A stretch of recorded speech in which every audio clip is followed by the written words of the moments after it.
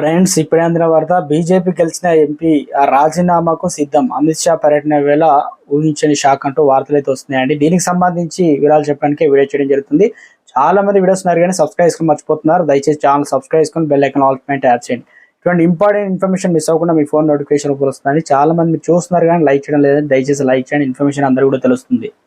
రాష్ట్రంలో బీజేపీకి మరో షాక్ తగిలే అవకాశం అయితే ఉంది. ఆదిలాబాద్ ఎంపీ బాబురావు పార్టీకి మారనున్నట్లు తెలుస్తుంది. టికెట్ కేటాయింపుపై అధిష్టానం నుంచి క్లారిటీ లేకపోవడంతో ఆ దిశగా అడుగులు వేస్తున్నట్లు సన్నిహిత వర్గాలు అయితే తెలిపాయి. ఆయన కాంగ్రెస్లో చేరే అవకాశాలు ఉన్నట్లు కూడా సమాచారం. తాజాగా అమిత్ షా మీటింగ్కి అయితే ఆయన హాజరు కాకపోవడంతో ఈ ప్రచారానికి మరింత ఊదమిస్తుంది. దీంట్లో త్వరలోనే స్పష్టత అయితే రానుందన్నమాట. మొత్తానికి తెలంగాణలో కాంగ్రెస్లోకి బీజేపీ ఎంపీ, రాష్ట్రంలో బీజేపీ నుంచి గెలిచినటువంటి ఎంపీ బాబురావు ఈసారి టికెట్ అయితే ఆశించారు. దీనిపైన ఆశలు పెట్టుకున్నారు కానీ క్లారిటీ లేకపోవడంతో ఇక సభకు కూడా హాజరు కాకపోవడం, అమిత్ షా పర్యటన వేళ ఇందుకు వార్తలు అయితే చక్కర్లు కొడుతున్నాయి. కాంగ్రెస్లో చేరే అవకాశాలు అయితే ఉన్నట్టు తెలుస్తుంది.